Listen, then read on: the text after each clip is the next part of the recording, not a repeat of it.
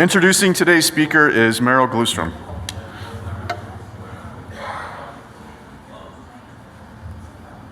Okay, got a great speaker today, and I want you to know architecture in its twin incarnations, form and function, plays an integral role in our lives. We all have opinions, likes and dislikes, from Frank Lloyd Wright, I am pay, to the JCC that we're in, to all the apartments that seem to be springing up in Boulder.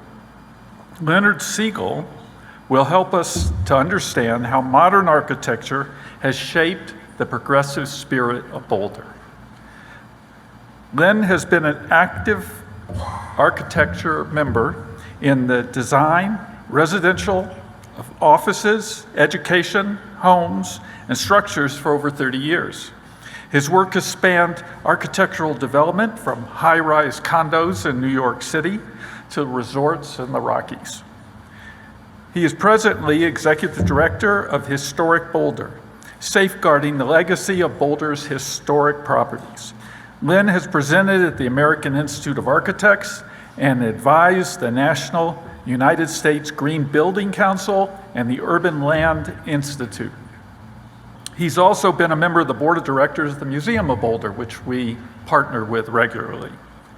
Len is a tireless advocate for the appreciation of building arts, working to preserve great examples of architecture in Boulder. Personal story for Len. Len remodeled his home in Boulder to accommodate a senior's lifestyle so that his mother could move in her later life. So, it says something about Len that he walks the talk for his principles. Please give a warm Boulder Rotary Club welcome to Len Segel. Thank you.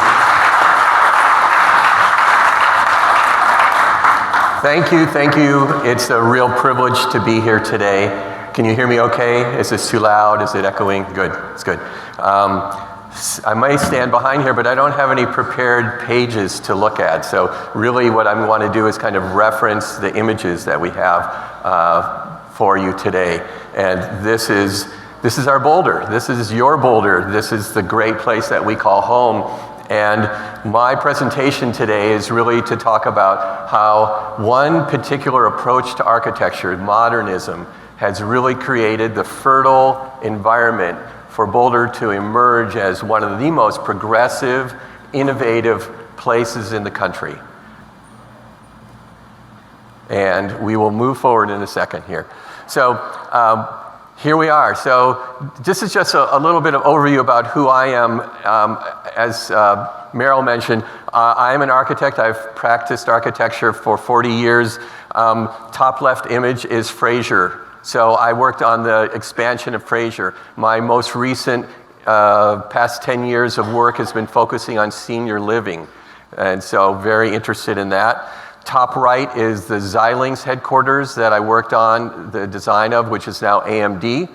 That's on the southern edge of Longmont. Bottom right is the Atlas Center. So I was the project manager for that at the University of Colorado. And I taught at the University of Colorado as well. And then the one in the middle is a senior living community that I designed that opened up. You look at that building and I hope you don't think that looks like senior living.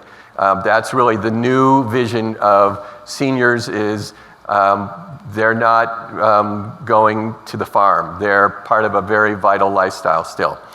And the other approach to my life is historic preservation. I've been involved with historic preservation for over 25 years. I've been a member of Historic Boulder. I've been on the board of directors, and I'm the executive director starting this past January. And it's a really delightful time period to be involved because we're celebrating our 50th year in business, preserving and advocating for saving legacy properties in Boulder.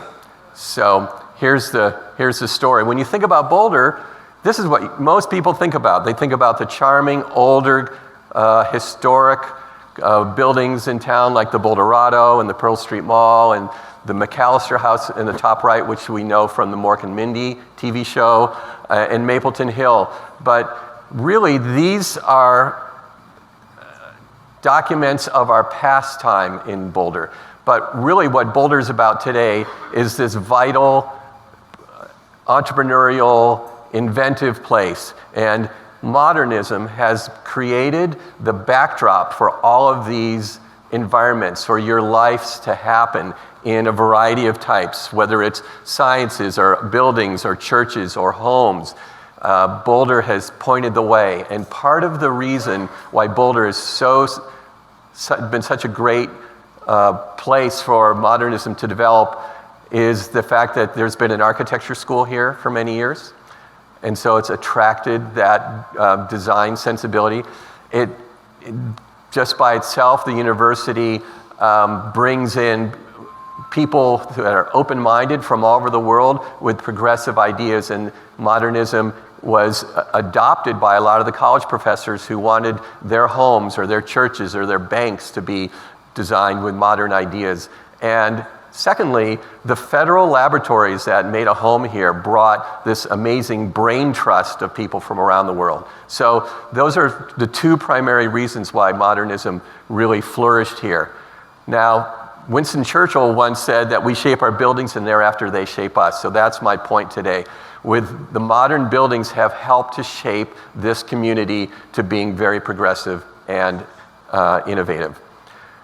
I'm going to talk now about different aspects of Boulder and from old times to present days of why we're in the different areas that we're very progressive. Health and wellness. You've got the image of the Kellogg's sanitarium up on Sanitas from the old days, and then you have people who developed soy products and the whole health market of groceries and Mo Segel and Celestial Seasonings. The next thing I want to mention is fitness. We all know that this is a mecca for fitness. There's not, everybody here is in great shape. It's just tremendous. And starting in the old days, there were ladies in their dresses were hiking up to the Royal Arch.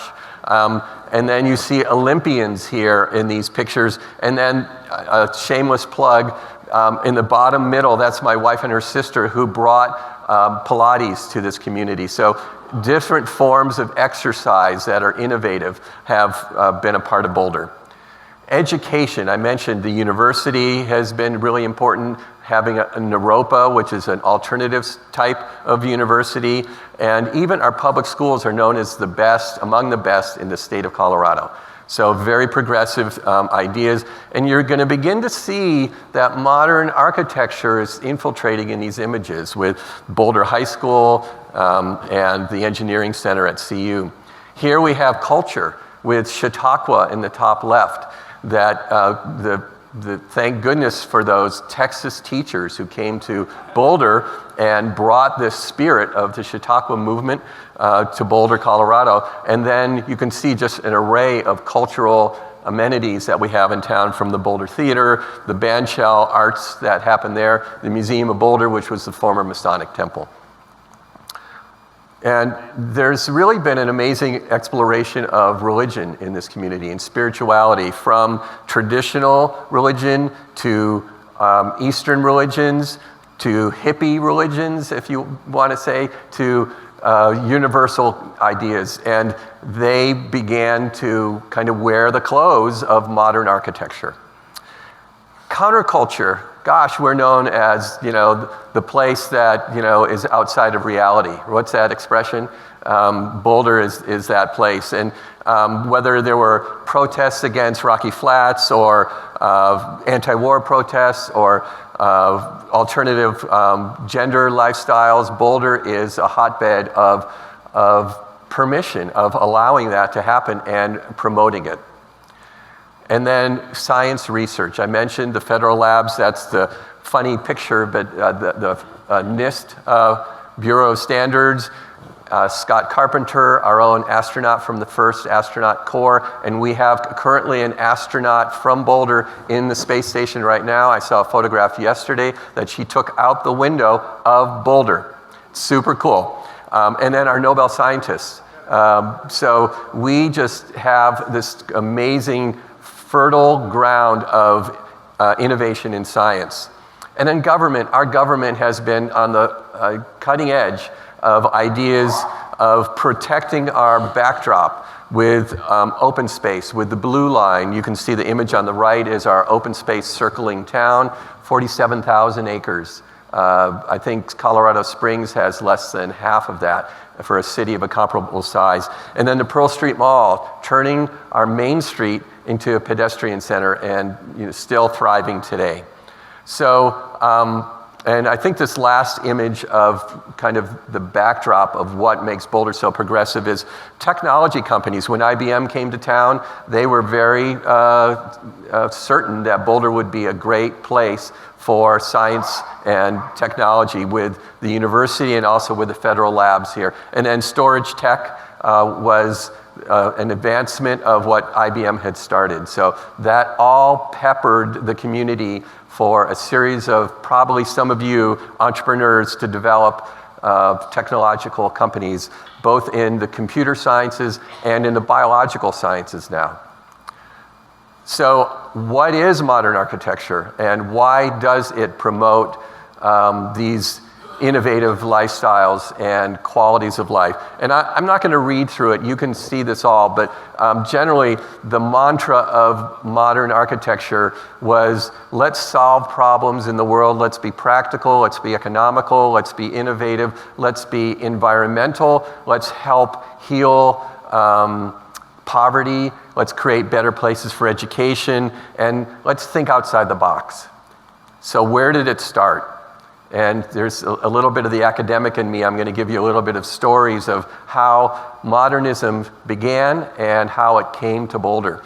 So it really began in Europe a long time ago with the Industrial Revolution, when factories started manufacturing a kit of parts that could be extrapolated to buildings. And here's an example of it from 1851. Before the Civil War, this building on the left was built outside of London as part of a World's Fair. It's super contemporary even today. It's all glass. It's like a giant greenhouse. And inside, there's an image on the right of what that looked like, what the quality of that space was, soaring spaces, spaces that flowed into each other using the latest technologies. And if you look really closely, the people are wearing Victorian dresses and clothes. I mean, that was the style. So it was kind of this jarring, futuristic approach to design. The next thing is, even back in 1781, the bridge on the left was a cast iron bridge that was manufactured, prefabricated, and assembled on site. One of the very first of its kind.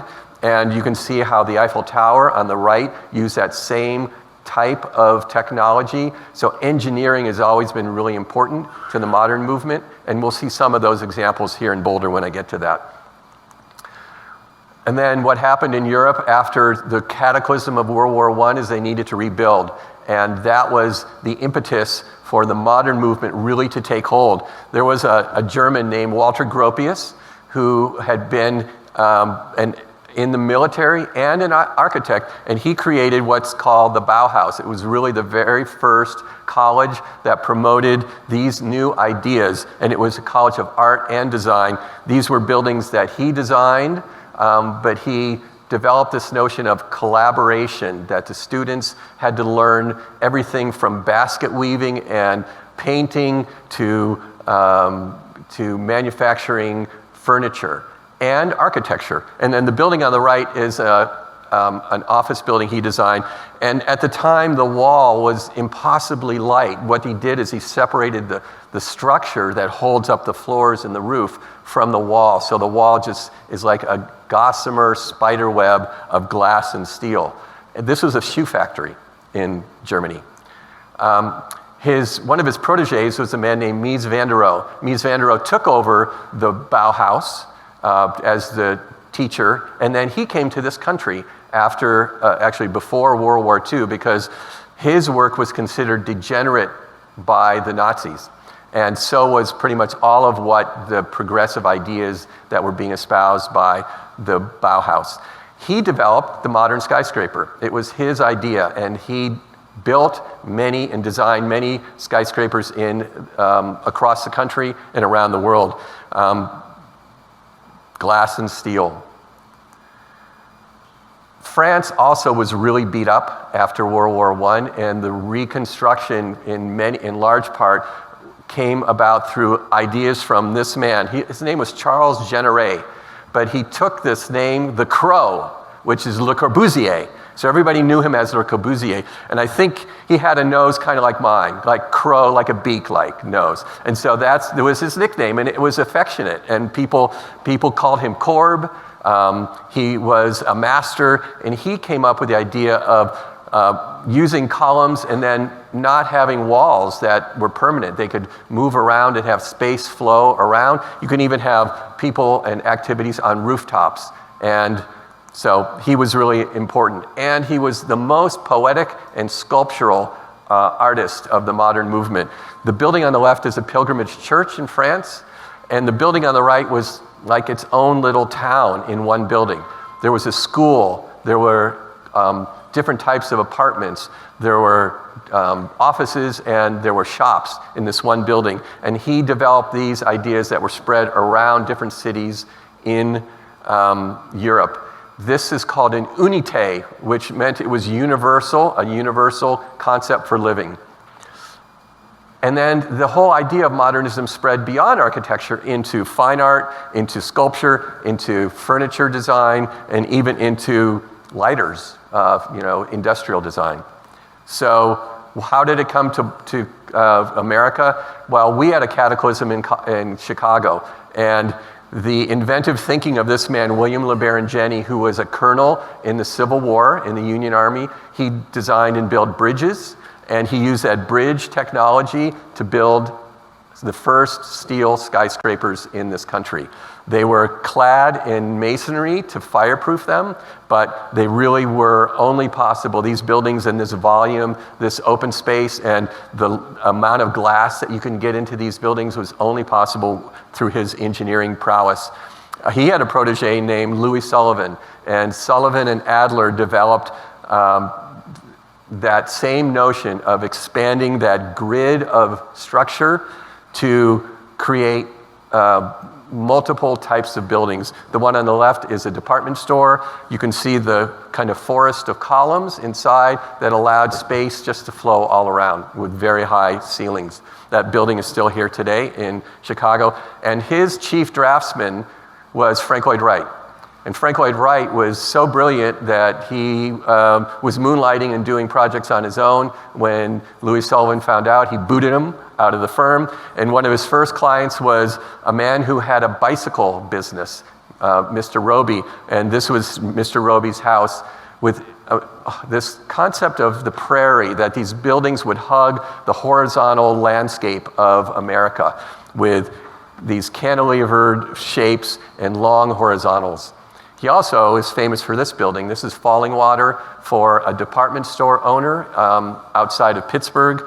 And this married the American style and the European approach to architecture in one single building. So who are our pioneers of modernism in Boulder? Here they are.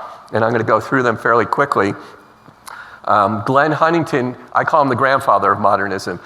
He was the very first to practice modern architecture. He didn't start out that way. He was a traditional architect. He designed some of the traditional fraternity houses on Uni Hill, but he also designed the courthouse and faculty members' homes in town. His protege, who took over the firm, was James Hunter. James Hunter designed our City Hall municipal building, the public library, the Spackman home up above near Flagstaff. And I call him the father because he had a lot of children. He had a lot of people who came to work for him, who were very attracted to his firm because he gave them a lot of rope to design. And as a designer myself, it's great when your boss says, go ahead and try this out. So here's a picture. On the right, you can see the only person looking at the camera is James Hunter. The man on his right behind him is Hobart Wagner. So Hobart Wagner came out of that office with a number of other great designers, and the first woman architect, Margaret Reed, was working in that office. There's a sketch on the wall there. That's the municipal building when it was under design. So So, and then I call the sons of modernism. We do have daughters of modernism like Margaret Reed, but the sons really outnumbered them 100 to 1. We're still working on that as a profession architecturally. This is Hobart Wagner, an image of him in his later years. This was his office building. Totally cool, unusual. It sits on a pond. I mean, just kind of crazy and really interesting ideas. Tish and Papa Christo came out of that office as well. I had the good fortune of working for Tish and Papa Christo in New York City, but Tish designed buildings that were Frank Lloyd Wright inspired in this community. He was also very involved in working with Walter Orr Roberts on NCAR. He was the in-house architect to make sure that IMPay was doing his job. Roger Easton. Roger designed his many buildings, but this was one of the most beautiful, sublime buildings in town. It just seems to float above the ground. It was his architecture office as well. And then I call the genius of modernism in town, Charles Hartling. Every single project was a new design approach, new attitude, site-specific. This was Mayor Jorgensen's home up just below Flagstaff, and just a beautiful, interesting design. The building is held up on these cylinders of concrete, and then the brown elements are rusting metal. That's the siding. So he was trying out a new material. They're like saddlebags that hang off the structure that are the rooms in the house. Really cool. So getting to, again, where modernism has permeated into different areas of the community. Education, we've already talked a little bit about Boulder High School from the 1930s, but even Fairview by Hobart Wagner, it was based on a hexagon plan. And there's not a stair in the building. It's all these internal ramps. Most of you have been in that building. It was radically progressive at the time. It was part of this movement to not have walls in classrooms, just to have students kind of share and float. And as an experiment, it didn't work very well as a typology of education. But still, the building has been modified to continue to work today. Education as well, our middle schools, the junior high schools, Centennial School below, and James Hunter designed Baseline School. Interestingly, on the upcoming election, the Boulder Valley School District wants to get money to have a bond passed. Part of the bond would tear this building down so that New Vista could build a new building. So we either need to cherish this building a lot while we can, or see if there's a way to try to get portion of it or somehow appreciated. The university, of course, has an array of modern buildings in addition to the traditional architecture in campus. Williams Village by Hobart Wagner and Wallace Palmer architecture firms were a challenging place for students to live.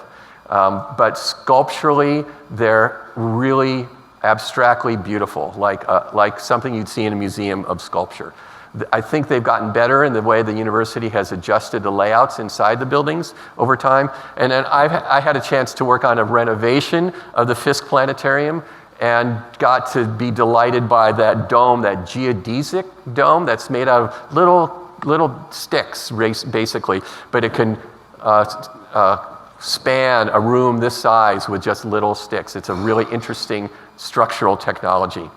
And then retail, the backdrop of Boulder has had a lot of retail settings that are modern, from Community Market, that was Hobart Wagner. The bottom left is the old Art Hardware, that was a Gail Abels design.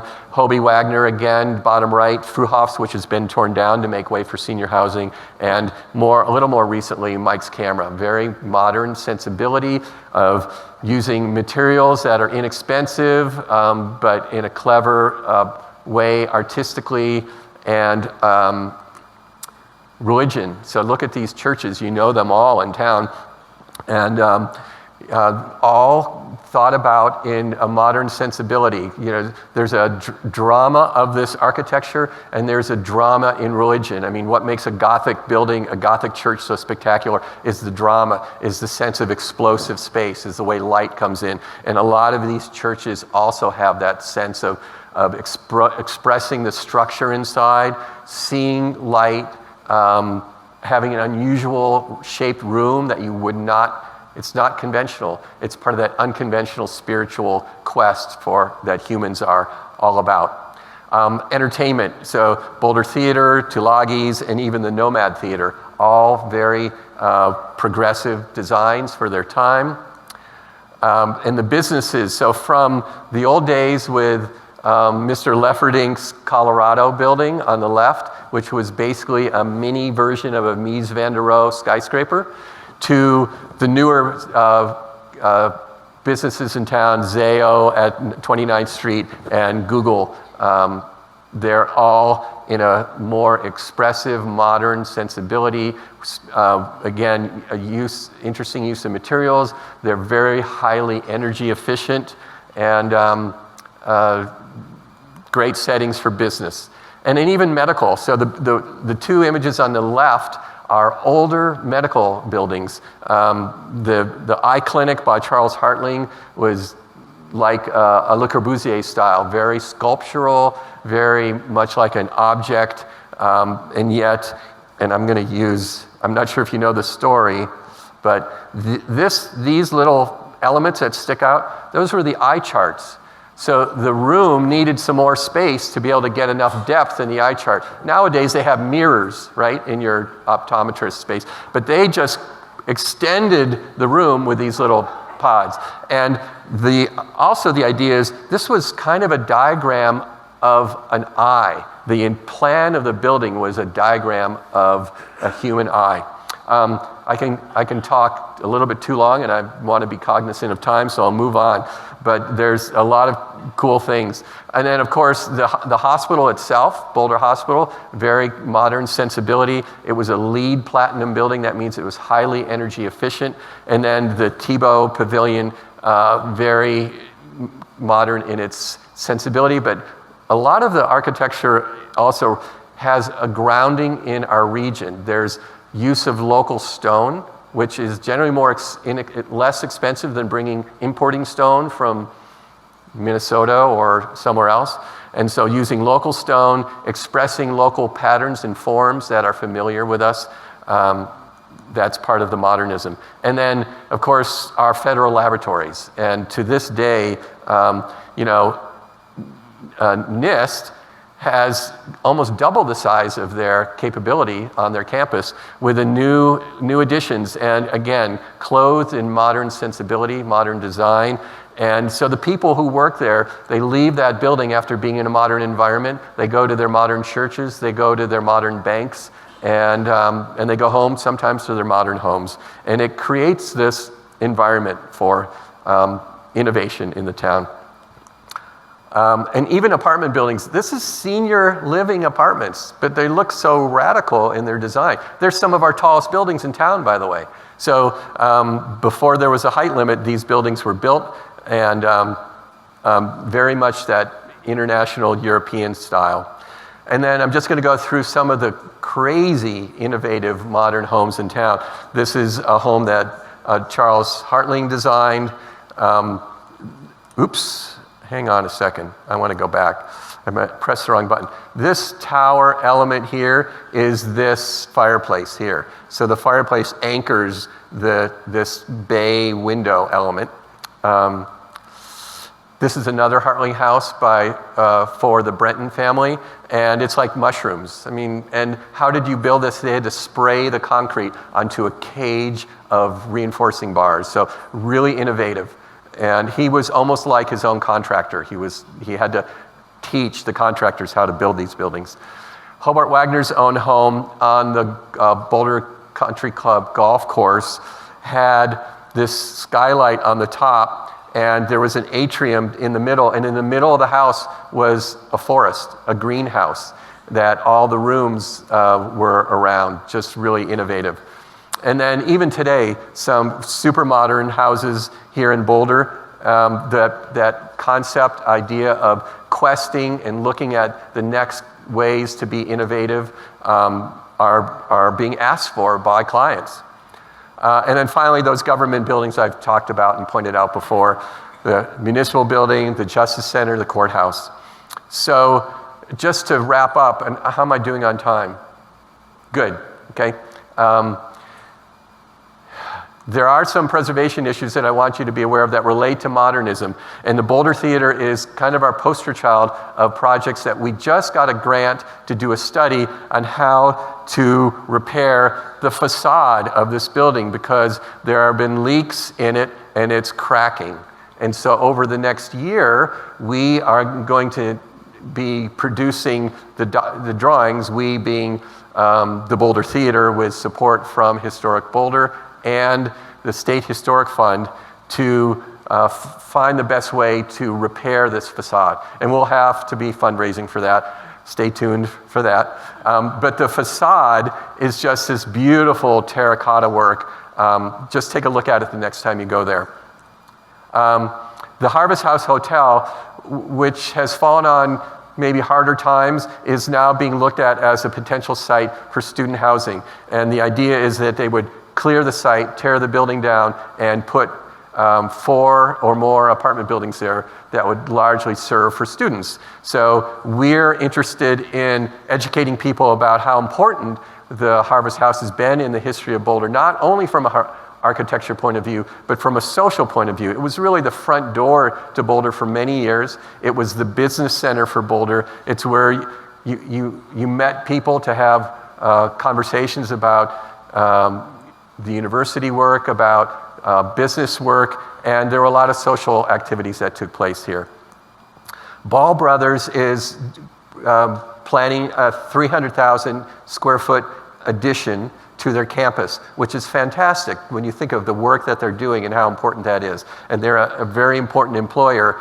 What's sad about that is, in large part, they're going to tear down their entire campus, existing campus that was designed by Hobart Wagner in the 60s, with the exception of one of these small buildings here. But the technology tower will be torn down and there'll be parking here. So they paved Paradise and put up a parking lot.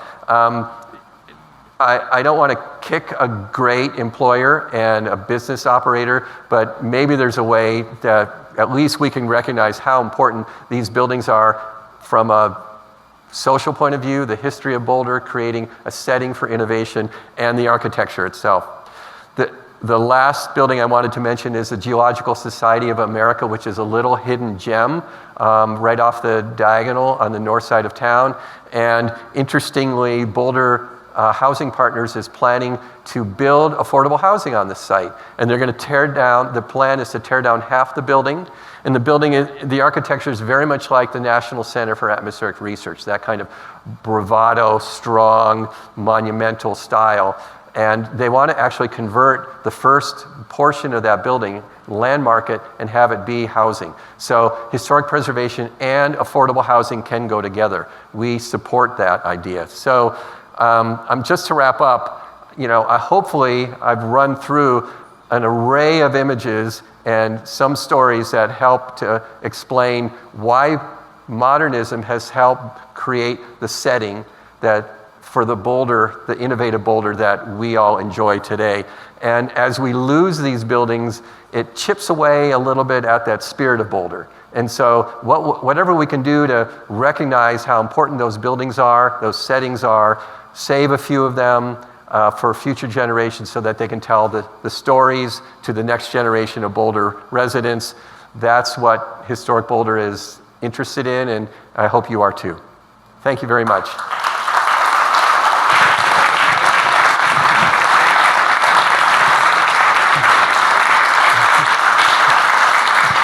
So I'm happy to take questions or comments. No.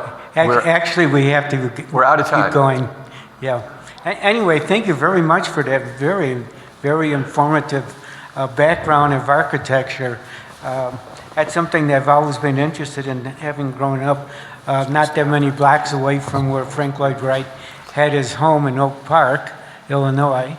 Anyway, the history of architecture has always been a very interesting subject because a lot of things have changed just because of that. Anyway, thank you very much for being here and bringing forth such an informative background on architecture and how it shapes us as we shape it.